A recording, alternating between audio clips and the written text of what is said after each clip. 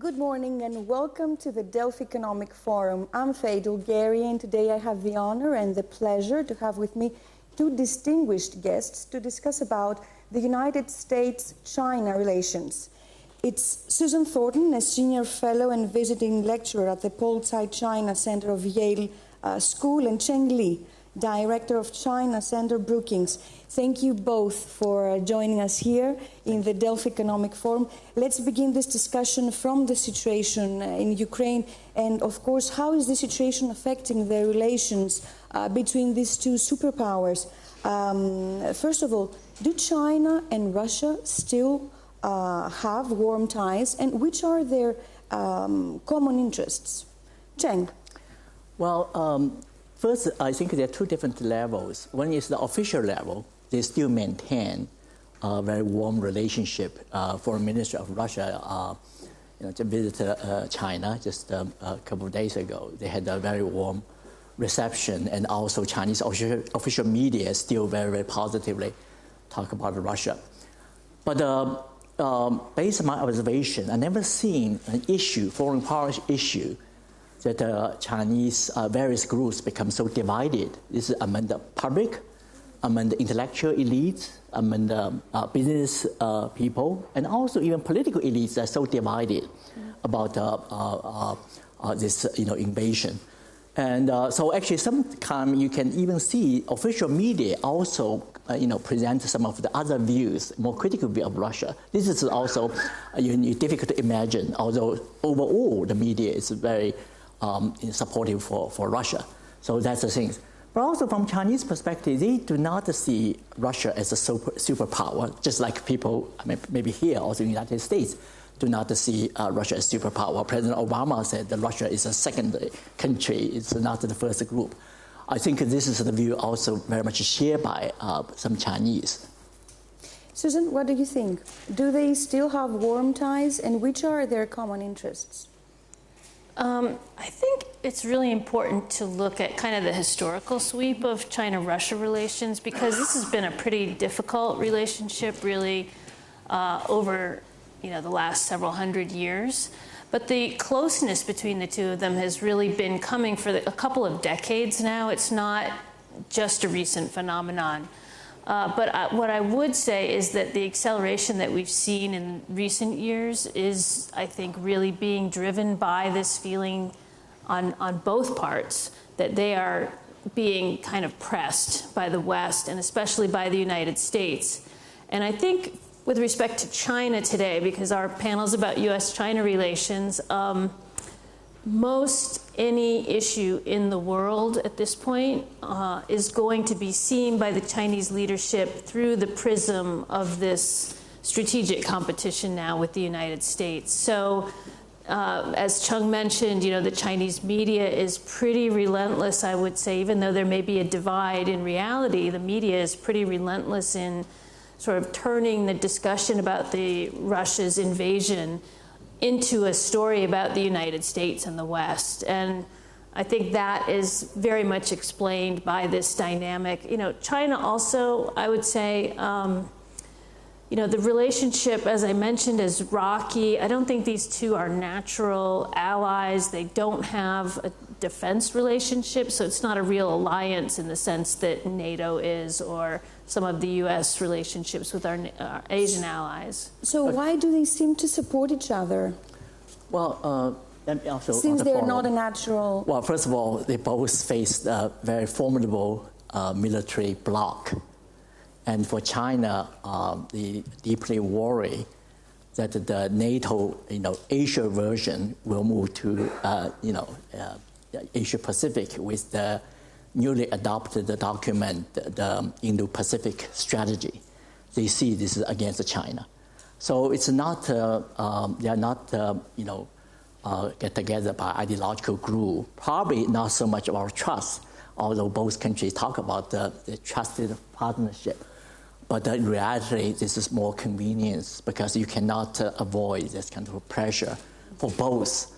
And security is always the high, most important thing. But let me also mention that there's very much a follow Suzanne's. There's some interests are not, shared. For example, China like yesterday, Dina mentioned, that emphasize the sovereignty. And so the non-interference is the basic principle for China. China certainly treats the Taiwan issue is a different issue, it's a runaway province. Secondly, China and Russia, they see the international system very differently. China benefited over the past 3 decades or longer the post-Cold War international system, and China is an emerging power, but Russia, suffer from their perspective, right? And also it's a declining nation. And thirdly, I think according to Chinese rhetoric, but also I think it's reflected China's leadership and general public opinion that they don't want to have a war. Otherwise, you cannot explain the development of Bay Area, Shanghai, and many other things. So they still think that Deng Xiaoping's kind of frame peace and development. But of course, now it's a challenge. So China does not like a Cold War, but Russia has really brought the war back to the Cold War. So all these 3 areas, they divided into interests. But on the other hand, if the new Cold War come back, there's no way that China sided with the United States because Russia is not the enemy for China in the near future.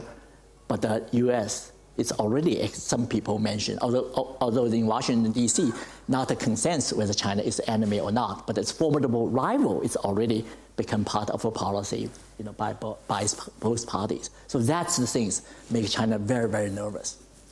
So let's go to today's topic. Do you think this war in Ukraine, conflict and invasion in Ukraine, do you think it really affects the relations between the United States and China? Do you think that is a factor that it will make the things much worse? Susan? Well, up to now, I think it has made things a bit more difficult in U.S.-China relations. Of course, the U.S. has been extremely, disappointed with China's failure to condemn the invasion. Of course, we should point out that China has been trying to maintain a kind of a neutral stance. I call it the have your cake and eat it too stance. They're very much trying to balance not offending Russia with maintaining and striking a kind of neutral pose because of the principle that Cheng mentioned about their strong opposition to violations of territorial integrity, strong opposition to use of force to change borders, etc. So they are trying to maintain this position as a kind of a mediator, but they're not actually stepping up and mediating. And this is extremely frustrating to the U.S. government.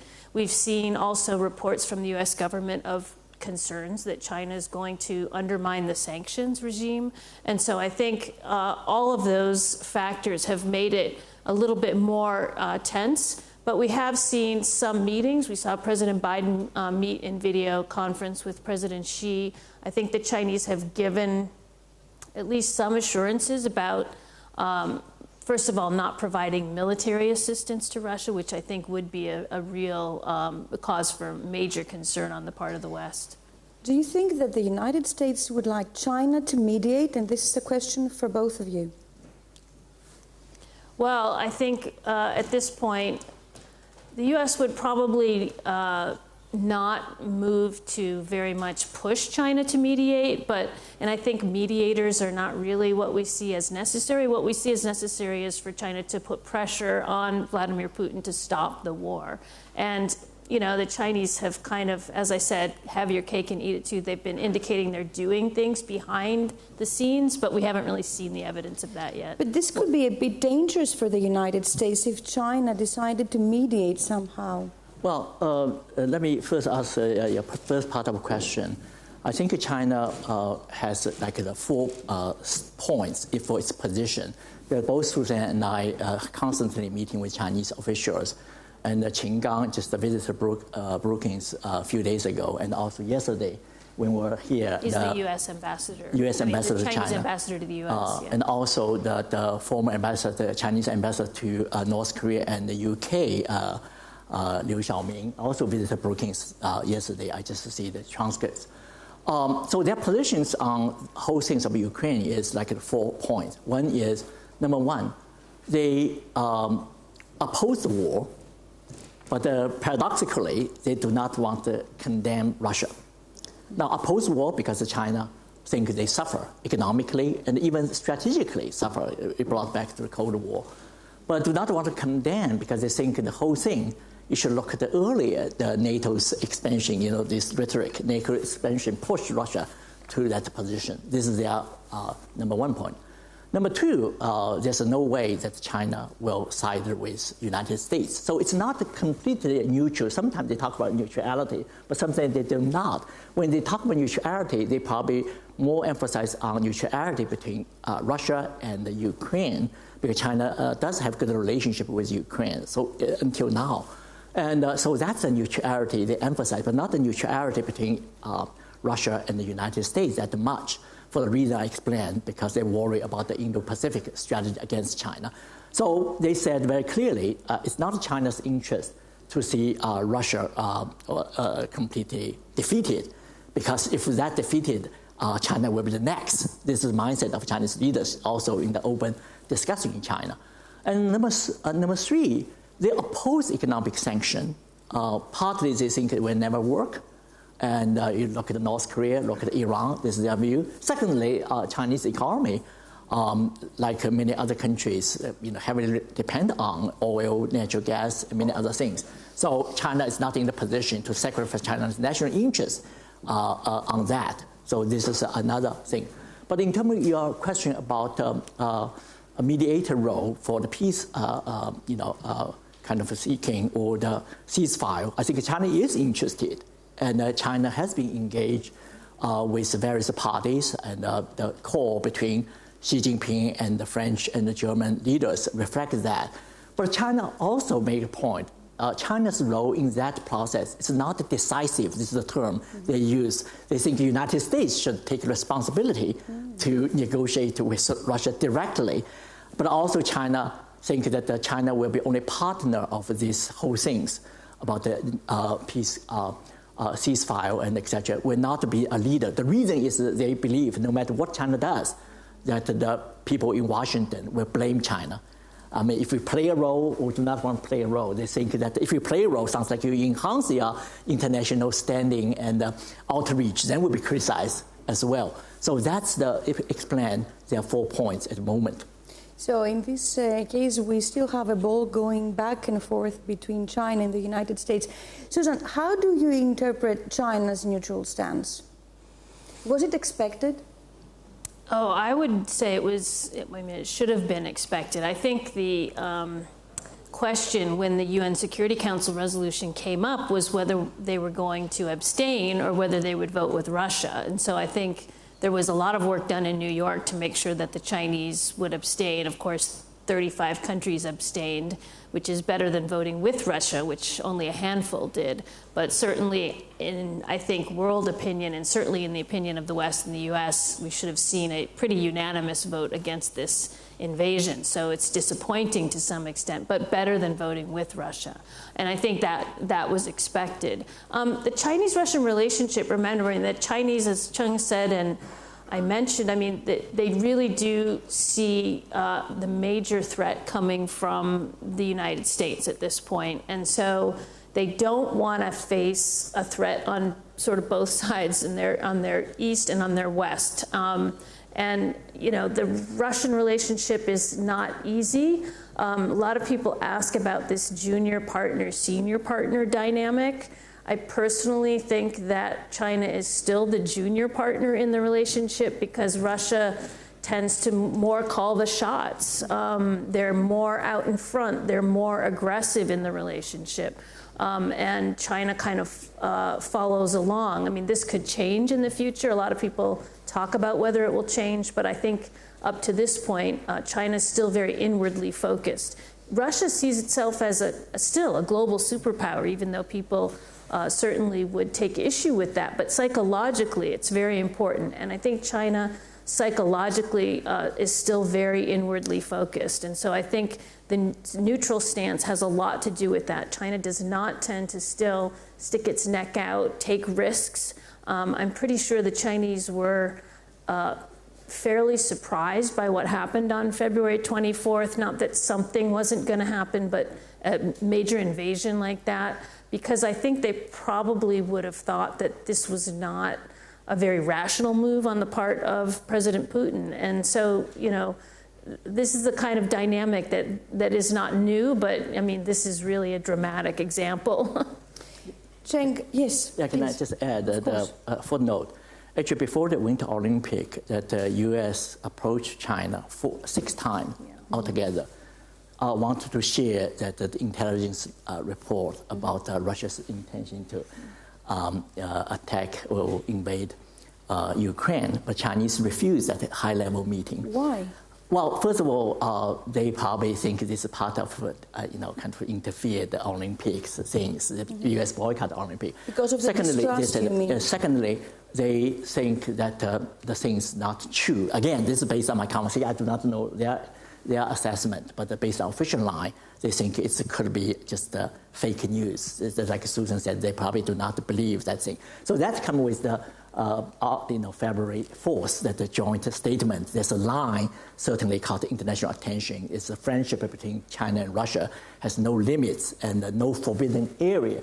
But it's interesting to see that the Chinese leaders, including China's ambassador to U.S. Cheng and some other vice minister level, they now added one phrase that yes, there's no forbidden area, but there's a bottom line. The bottom line is UN charter, and bottom line is international norms. So let's try to qualify. You do see some adjustment about that, but they still do not want to jeopardize the trusted partnership with Russia. Does this neutral stance that China seems to be taking work with the international community? Do you think that the international community actually believes this international stance? Well, I think that China certainly at the moment has been criticized by a lot of countries, but the Chinese has a different version. They think, look at the countries in the south.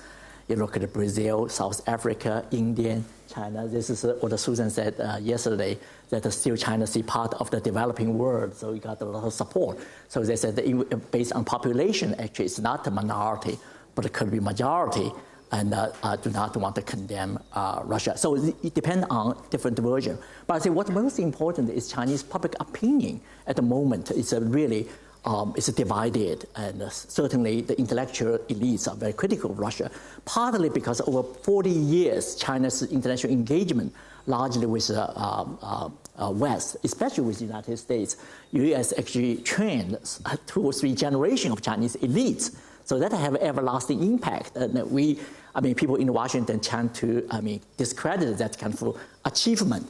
But actually, you do see that because of values, because of information, because of experience, and besides, China and Russia really, has a lot of historical problem. I grew up in China in the early 60s. You see the tensions. Even there's also nuclear threat. Actually, so as a middle school student, we spent 2 years to dig the bunker, because we heard Mao said that Russia is going to attack China by nuclear weapon. But later, actually, Henry Kissinger released that's true story, right? They asked the U.S. to be silent. The U.S. no, we don't want to do that. But at the time, we did not know. For almost 2 years, just But of course, the schools closed during the Cultural Revolution. That's 1969 or 1970. But the 2 years as a young boy in Shanghai. So I experienced these kind of things. So this is also the memory of my generation and that generation probably above me or later. So they do not have a very positive view of Russia, but they also know that probably China's foreign policy is hijacked by Russia at the moment. But what do we do? This is like Susan said, you cannot make enemies with both. So in that case, they more or less buy the government's view, but they also want to monitor the whole things unfold. And so that's the current situation. So I think it's a flexible. The problem is China's position is really not tenable. They're a permanent member of the UN Security Council. This is kind of a bedrock principle. And so I think, Cheng's right. These 2 countries they have a lot of sort of jealousies, insecurities about one another. But I think, the reason why the international community finds it so objectionable for particularly China not to step up and stick up for a UN principle is because they are such an important member of the international community, and they are acting like they want to be more important in some respects. But now here comes their chance to show that they're going to stick up for principles, they're going to be a global leader, they're going to take responsibility. And they always talk about that when they meet with U.S. leaders. You know, we need to work as two major countries to take responsibility for the international system to promote peace and stability. You know, this is a fundamental principle that the Chinese have always sort of upheld and talked about and lectured others about, particularly the U.S. So to see them now waffling is really concerning, I think, to a lot of people in the international community. And that's where, you know, people say, well, India, you know, also has a very shaky, as President Biden put it, position on what's happening in Ukraine. But, you know, India is not a permanent member of the UN Security Council. They've traditionally been in this kind of non-aligned position, as China has traditionally as well. And China is a leader of the global South, want to see themselves as that. But they also have this kind of more responsible position in the international community, and they have a bigger weight in the international system. And so that's, I think, where people are really worried and nervous that, you know, they see China as a rising power, wanting to do more in the international system, and yet, you know, here they're not taking the right, I mean, they're really not taking the right position, let's be clear. Cheng, you said that the Chinese people are kind of divided over the war in Ukraine. Are the people that have different voices, do they have the right to speak up right now? Well, they can speak. Sorry, the voices that live in China, I mean. Living? Yes, the people that live inside China. I don't mean Chinese around the world, of course. First of all, of course, there's a very tight political censorship. You know, they can target you. But on the other hand, there's always a space in social media. But also, even in the official media, I think this is surprising me. You know, I spend every day for 2 hours watching Chinese, this propaganda or TV. But I just really surprised to see some debate even on the Ukraine things. I mean, of course, overwhelming. This must say a lot. Yeah. Overwhelming majority still with the party line. Whether they believe or not, it's difficult to know. But there's some voices just raise a concern, raise China's position. And so you will not miss that. So that's, again, I do not want to say that's an open debate, no. But the social media is more critical of the government, sometimes sarcastic, sometimes not direct. They reference the history and other things to make it a point. So there's some space, yeah. But the important thing is the leadership, in my view, and also their advisors, because we constantly in exchange with them. These are people who are also educated in the United States, but they think that the real challenge is, you know, you want China to help you to punish Russia, but after the punishment, then you will focus to attack you. So that does not make sense. So could you get any assurance that will not happen? But they cannot get. Yeah, the Washington, D.C. is a different atmosphere. Now, Nancy Pelosi will lead the delegation to Taiwan just in a few days. That will really enhance the nationalism in China. Mm-hmm. So again, public opinion constantly is changing the situation. But the leadership, I think, more or less, based on my observation, more united together, partly because they have a lot of information going on, partly by this kind of strategic thinking. So, of course, they still wanted to do something with the United States. Mm-hmm. And they also very worried about the next election. If Republican got the White House, for them, they think things could be even worse. But of course, that issue also divided. Some people in the general public think that Biden is worse because Biden emphasized coalition building, but Trump actually alienated American allies. But the top leadership has a different view based on my observation. They think that... I mean, isn't it really important? I mean, Xi Jinping is personally identified with this closer Russia relationship, and he's personally also very much identified with this February 4th joint statement that was made at the Olympics with Vladimir Putin. Mm-hmm. And he has, at the end of this year, in November, the 20th Party Congress, which is a major event at which he hopes to get an unprecedented third term. So politics in China this year is very important. This is Cheng's specialty, actually, so you should be speaking about this. But, to me, it makes it even harder for people inside China to break with this party line consensus because it's so personally identified with the top leader. It makes especially the officials and the elites much more careful about, I think, how they talk about it. Susan, since we're discussing about the United States now, do you think this war is changing the focus of American diplomacy? We have seen a lot of focus in the Pacific lately. Do you think this is a turning point? Do you think we're going to see the United States more focused on in Europe, or there's going to be a dual front? Yeah, it's a really good question.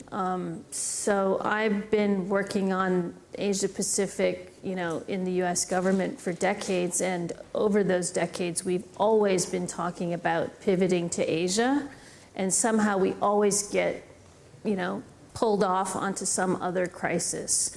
And I think people in the U.S. government love to say, oh, we can walk and chew gum at the same time. Mm-hmm. But frankly, it's not really true. I mean, when you have a crisis in the U.S. government, the whole apparatus tends to reorient and focus on that. For example, just last year, almost every U.S. diplomat out there in the world would have been demarching their counterparts on a daily basis about sort of joining with this effort to, counter China in various areas. And today, they're not doing that. They're demarching everyone on, helping to join the effort against Russia. So you can just sort of see how, even though we say we don't want to, get distracted or not focus on Asia. I mean, the Indo-Pacific strategy that Cheng was talking about was actually announced and unrolled in Washington the same day that Jake Sullivan, our national security advisor, was giving a press conference on the Russian invasion of Ukraine. And it went almost unnoticed because of that in Washington. So it's very difficult to do both. And we haven't shown ourselves to be very good at doing both. I think what we see is that the Chinese believe that once the focus on Russia has dissipated, if and when that happens, and it's sure to happen at some point, one way or the other, let's hope it's because the war is stopped, but then the focus will change over to being back on China. And there's certainly a bipartisan consensus in the Congress. There's a very interesting dynamic on the Republican side about Russia versus China focus, which we can get into. But I think China's right to, see that the focus will come back to China once it leaves Russia. But as far as doing both at the same time, we don't have a good record on that. Yeah. Cheng, it seems that the war changed everything. Do you think this is a turning point?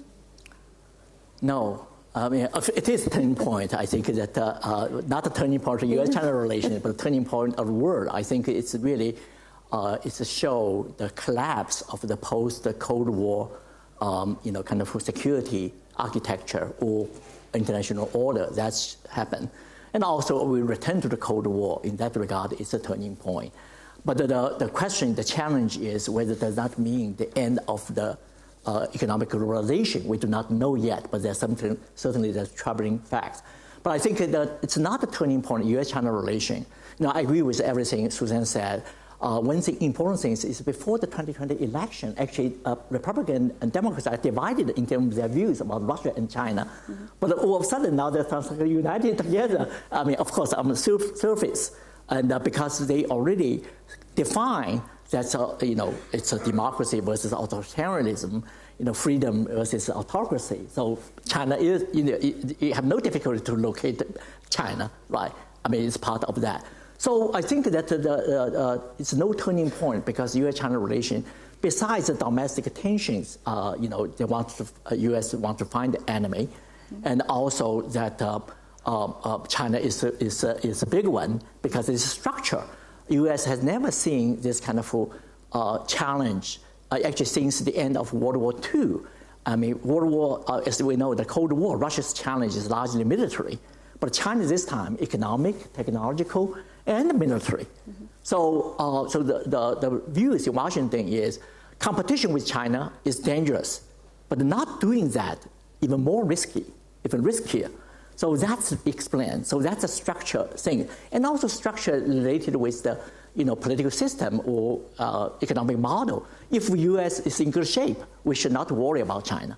But the U.S. faced some challenges in our democracy, in our economy. So China's kind of Chinese model and et cetera, as the previous speaker Wang Yanzhong said, that it's really agitated American public opinion. So China is not kind of treated like different from Russia, but they put them together. So that's the atmosphere. It's very, very tough. But I'm not saying this is inevitable. I think U.S.-China relation is not free fall, like someone said, but it's a downward spiral to negative things. But which means there's some space, because there's tremendous areas U.S. and China need to work together, even on the Russian invasion of China, as we know. But still not completely hopeless. I think that that depends. That China, there's some economic policies really wanted to meet U.S. demand. And some other areas, as I mentioned, that Liu Xiaoming visiting Brookings and U.S., he had a meeting with the U.S. Ambassador to UN. So I think the area for North Korea could also be back to the negotiation table. So these are the positive developments. Mm-hmm. Let's go on a little bit in the challenges in the relations between the two countries. I would say human rights, power games in the Pacific, as we mentioned, trade and commerce, of course. Cheng, the United States criticized severely China about human rights.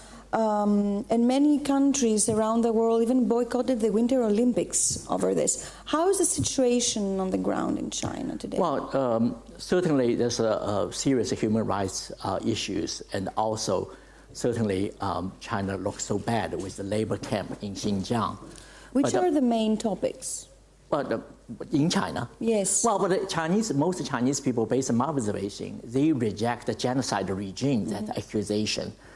Based on a few things. They think the Xinjiang population, yes, there's a Han Chinese moved to Xinjiang, but they say Xinjiang is part of China. What do you want? You want Xinjiang independent? Certainly there's some people think that the U.S. wants Xinjiang to be independent, Tibet to be independent, and etc. So, of course, Chinese nationalism, Chinese citizens will not go with that.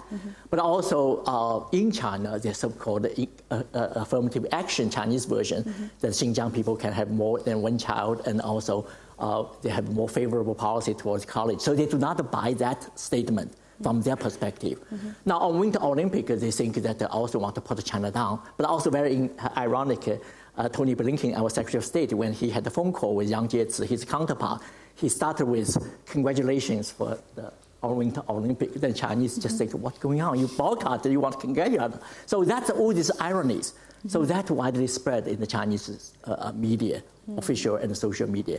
So again, Chinese actually think this is, they do not, of course they know the human rights problem in China, but they think it's mainly the US-led effort to put China down. So this is their version. This is their narrative. Susan, AUKUS is an agreement that angered Beijing. Tell us a little bit about this agreement. Do you think that now it will be downgraded because of the fact that American diplomacy, as we said, might have a slightly, if not entirely, different focus? Well, there are a lot of issues in U.S.-China relations. It's an extremely complicated picture. We mentioned economic issues, military issues.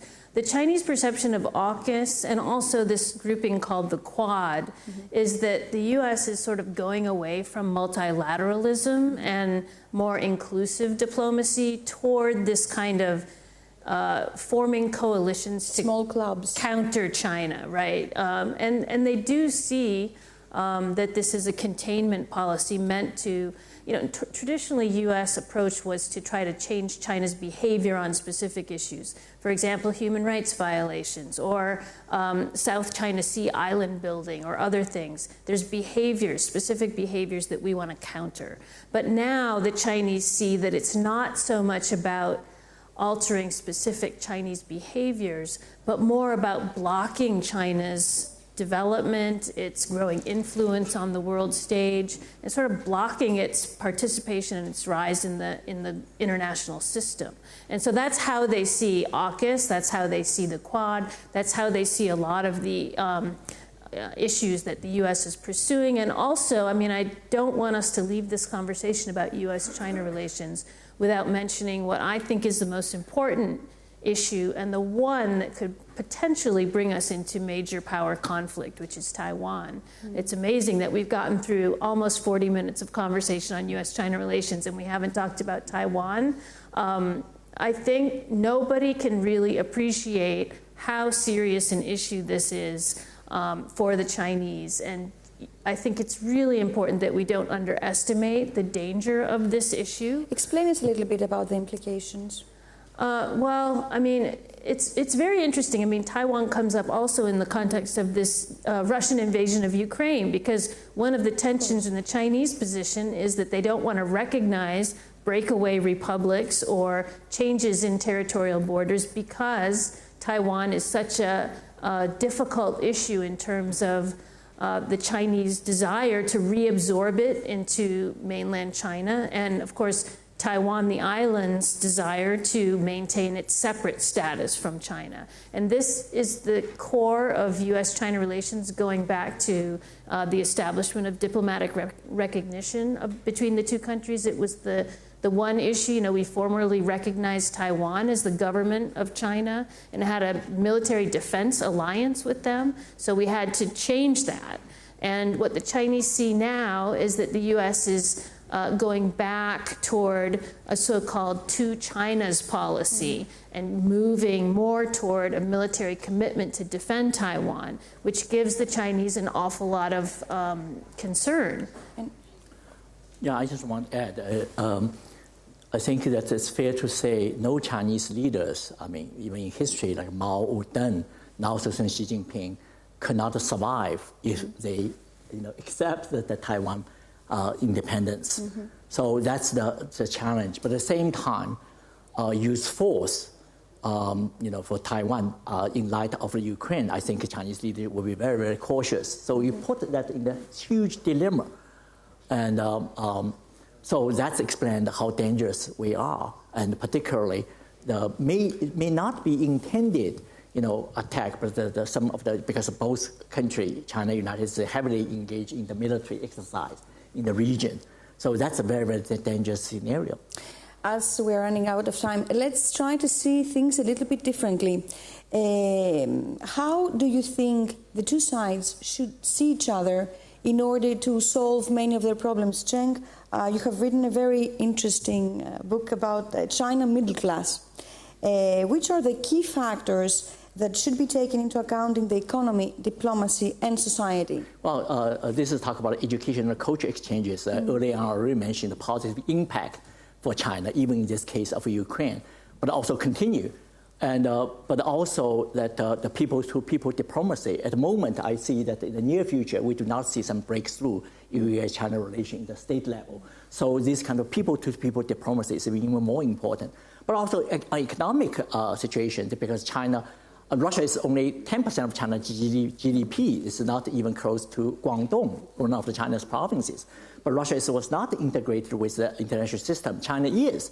So secondary economic sanction against China, we need to be very, very cautious because we probably hurt everyone, I mean, in a fundamental way.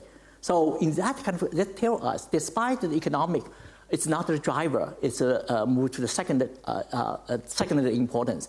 But still, it's a foundation. We should continue to engage, and hopefully that at the time runs that we realize each other the importance. But the most important at the moment, I think we should not demonize each other. But I'm worried that both medias portray, maybe international media portray this kind of genocide region, accuse each other, and also accuse China and accuse U.S.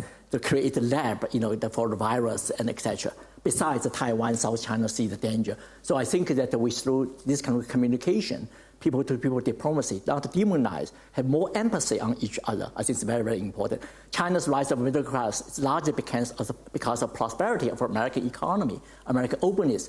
So the things could reverse. We can also benefit China's huge size of middle class because there's no way that only one country can have middle class. No, I think they make a cake bigger. This is my recommendation. Susan, for 20 seconds, I'm sorry, time is running out. Do you think that the two societies of the two countries can stop demonizing each other? Yeah, I think what Cheng said is exactly right. These kind of narratives we have about each other that are really a caricature, very one-dimensional. These are such big, complicated societies. China is a very modern place. There's so many connections.